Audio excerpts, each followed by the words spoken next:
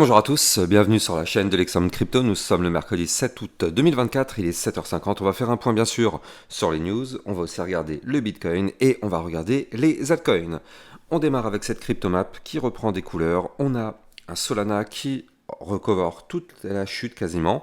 On va regarder bien évidemment après ce qui se passe du côté du Solana. Bref, les cryptos qui remontent un petit peu suite à la grosse chute qu'on a connue il y a 2 jours, ça fait plaisir, mais on a quand même encore pas mal de choses à récupérer avant d'arriver à des niveaux clés avant la chute. Donc bon, on va regarder tout ça ensemble au travers de cette vidéo. On démarre directement avec le Crypto Fear and Greed, donc on est remonté à 29. Regardez ça, hier encore on était à 17, là on est passé maintenant à 29. Donc effectivement, vu la remontée qu'il y a eu hier, c'est tout à fait logique. Mais quand on était à 17, donc dans l'extrême peur, effectivement c'était vraiment au pic de la chute. Plus personne n'osait investir sur le marché. Du côté de la macroéconomie, on va avoir aujourd'hui à 16h30 les informations concernant le stock de pétrole brut. Donc effectivement, ça peut être très intéressant. Et on va aussi avoir demain, donc le jeudi 8 août, les inscriptions hebdo au chômage. On s'attend sur une petite baisse des inscriptions. Allez, du côté des news, il se passe aussi pas mal de choses.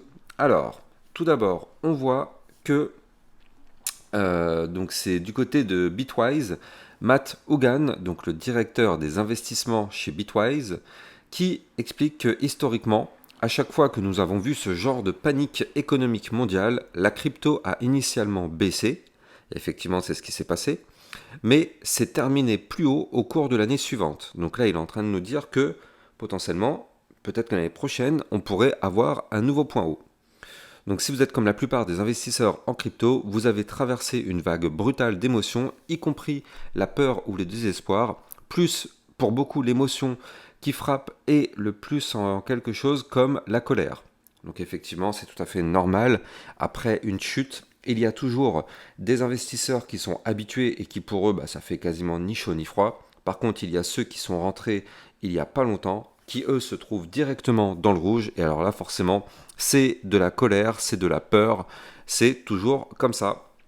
Les derniers arrivés sont forcément les plus sévèrement impactés parce que forcément, bah oui, c'est eux qui ont investi sur les tops et qui malheureusement sont les tout premiers impactés à la moindre chute. Ils se retrouvent directement dans le rouge. Alors, ça on va regarder après du côté de l'analyse technique, on va jeter un coup d'œil bien évidemment après. On voit que Binance a publié pour la 21e fois la Proof of Reserve. On voit que les actifs des utilisateurs en Bitcoin s'élèvent à 613 471 en hausse de 1,29% par rapport au 1er juillet. Les actifs des utilisateurs en ETH sont de 4,701 millions, donc c'est une légère baisse. Et les actifs des utilisateurs en USDT sont de 21 milliards. C'est quand même juste colossal. Mais effectivement, c'est intéressant cette transparence que le Binance peut nous fournir. Ça nous permet effectivement d'avoir une visibilité sur ce qui se passe derrière. Alors, du côté aussi des États-Unis, donc on a Donald Trump qui a de nouveau réagi. Alors, il nous dit que les marchés sont en train de crasher. Je vous l'ai dit. En fait, lui, il est toujours un peu contre Kamala et Biden. Donc, Kamala n'a aucun indice. Biden, il a l'air d'être complètement endormi. Donc, lui, en fait, Donald Trump, il est vraiment en train de dénoncer un petit peu tout ce qui est toute la politique actuelle, qui aussi, d'une certaine façon, engendre ce climat de peur et ces actions un peu négatives. Donc, c'est vrai que est-ce qu'il fera mieux si jamais il arrive au pouvoir? C'est toute la question. Mais en tout cas, c'est vrai que là, ces derniers temps, il dénonce fort tout ce qui se passe actuellement. Et pour terminer, on voit qu'à partir de demain, donc c'est-à-dire aujourd'hui, le Trésor américain mettra en œuvre une nouvelle politique visant à stabiliser les marchés financiers et à soutenir la liquidité. Donc le gouvernement commencera à racheter jusqu'à 46 milliards de dollars de titres d'État en circulation. Et c'est une opération qui devrait se poursuivre jusqu'à fin octobre. Donc là, effectivement, ça risque d'injecter du dollar à gogo, a priori. Donc très intéressant. Et on termine sur Crypto Détente qui nous dit qu'effectivement, il pourrait y avoir une interview surprise qui aurait été annoncée par Donald Trump. Et potentiellement, cet événement aura lieu en compagnie d'Elon Musk semaine prochaine. et même mieux que ça, en fouillant un peu plus sur internet, j'ai réussi à trouver le fait que ça pourrait être potentiellement lundi soir. Donc il faudra vraiment surveiller ça parce qu'effectivement, on ne sait pas trop ce qui va se dire, mais ça pourrait être très intéressant et très sûrement ce sera pour parler pendant toute leur conversation, il y aura sûrement une partie concernant la crypto-monnaie. Donc voilà, il faudra bien évidemment surveiller ce qui sera dit. Allez, on démarre du côté de l'analyse technique, mais avant tout, je rappelle bien sûr que tout ce que je vais dire dans cette vidéo n'est en aucun cas un conseil financier, c'est à vous de faire vos propres recherches, et n'oubliez pas que le trading de crypto comporte des risques de perte partielle ou majeure. On démarre avec le Bitcoin, donc du côté du CME. N'oublions pas qu'on a un gap à venir combler, regardez ça ici, hein. Là, on a un gap entre les 62 945 et les combien 58 975 dollars. Donc effectivement, toute cette zone-là, c'est une zone à revenir combler. Donc c'est vrai que ce ne serait pas déconnant de revoir effectivement un Bitcoin revenir rechercher ces zones clés. Ce qui voudra dire que ça aura quasiment totalement avalé la chute qu'on a connue ces dernières journées. Donc là, voilà, très intéressant ce gap, il va falloir le surveiller. On sait qu'en général, les gaps sont comblés, sauf si une fois un gap n'est pas comblé, et là, dans ce cas-là, c'est ce qu'on appelle un gap de rupture. Et donc, en général, si c'est à la hausse, en général, c'est surtout pour annoncer un bull run. Si par contre, c'est un gap de rupture à la baisse, là, c'est un petit peu moins réjouissant. Mais ce gap, il va falloir le surveiller de très très près tout de même. Nous, on va regarder ce que fait notre Bitcoin. Donc, regardez ça. En vue hebdomadaire, on a un Bitcoin qui, au final, d'accord, il a chuté, mais regardez, la mèche qui a été faite dimanche a été quasiment complètement rachetée. C'est-à-dire que dimanche, on était ici à... non, c'était oui, dimanche soir ou lundi. On était ici à 49 098 dollars. Et là, aujourd'hui, on se trouve à 56 897 dollars. Ça veut dire quoi? Ça veut dire qu'en l'espace de 2 jours, le Bitcoin a pump de 15%. Je ne sais pas si vous vous rendez compte. Le Bitcoin a craché, mais le Bitcoin a récupéré 15% en l'espace de quasiment 24 heures, quoi. C'est quand même assez hallucinant tout ça. Maintenant, ce qu'il faut noter, c'est que là, on est en train de former un magnifique marteau. Ça, vous le voyez, ici, on a une chute, puis derrière, on a une bougie qui forme un petit corps avec une grande mèche. Ça, c'est ce qu'on appelle un marteau. Donc là, si jamais on arrive à clôturer la semaine sur ce type de bougie, alors dans ce cas-là, ça pourrait être très intéressant pour la suite. Mais encore une fois, là, on est qu'en début de semaine, on est mercredi, enfin on arrive vers le milieu de la semaine plutôt, on est mercredi. Donc pour l'instant, la semaine n'est pas terminée. Oui, aujourd'hui, on a un marteau. Quand on regarde la figure chartiste, on a un marteau. Mais on n'est pas à l'abri que par exemple en fin de semaine, on clôture ici, ce qui annule complètement tout ce que je suis en train de vous dire. Ça, pour l'instant, on n'est que mercredi, la semaine, vous le savez, se termine dans la nuit de dimanche à lundi à 2h du mat. Donc bon, en tout cas, ce qui est bien, c'est qu'on a un Bitcoin, vous le voyez derrière, qui est dans cette zone violette, donc qui est au final un range. Et donc, quand on regarde de plus près, on est venu chercher ici le bas du range en vue hebdomadaire. On a tenté la cassure du range par le bas. Pour l'instant, on n'arrive pas à casser, comme vous le voyez, hein. On est toujours dans le range.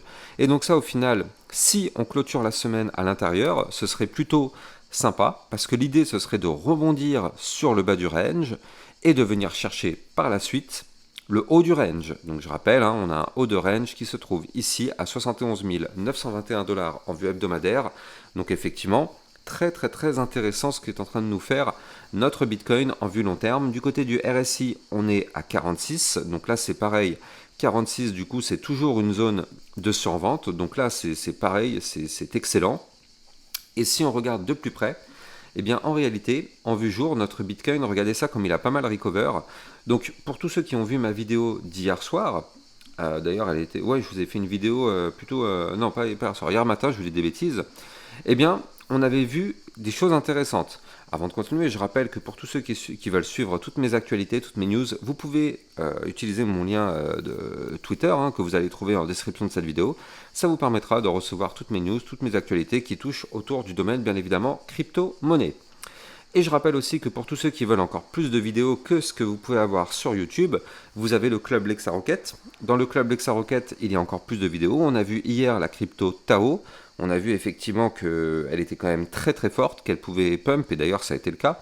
On a vu aussi la crypto Jasmy, on a vu le CKB, on a vu quoi? On a vu le XRP, enfin bref, toutes vos crypto-monnaies sont analysées de façon régulière dans le club Lexarocket. N'hésitez pas, si vous êtes intéressé, vous avez le lien en description de cette vidéo. Donc là, du côté du Bitcoin, qu'est-ce qu'on voit? On voit qu'ici, vous le voyez, on a réintégré le range par le bas. C'est-à-dire que là, en vue jour, on avait ce petit range qui avait été formé entre le 4 et le combien? Et le 13 juillet 2024. Et donc là, au final, on a cassé ce range il y a quelques jours, donc il y a 2 jours par le bas. Et là, vous le voyez, on l'a réintégré hier. Réintégration du range par le bas. Notre target serait d'aller chercher ici les 58 289 $. Alors attention, le problème c'est que là on a été rejeté par la résistance qui se trouve à 57 386. Donc tant qu'on ne break pas cette résistance, vous l'avez compris, on n'ira pas plus haut, on est bloqué. Si jamais on arrive à péter cette résistance, alors effectivement, dans ce cas-là, on pourrait reprendre de la force.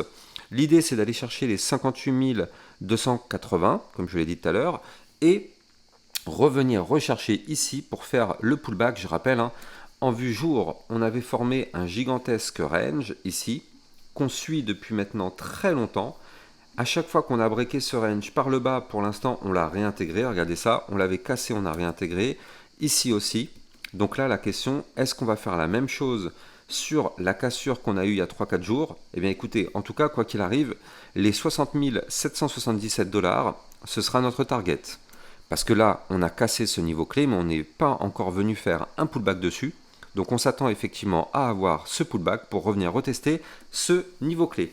Donc pour moi, on pourrait parfaitement revenir rechercher les 60 777 $ et voir par la suite si on arrive à réintégrer l'ancien range, ce serait bullish. Si malheureusement on n'y arrive pas, attention, risque de nouvelle chute parce que le bas du range serait alors ici une résistance majeure. Si on n'arrive pas à repasser au-dessus, malheureusement, ce serait très dangereux.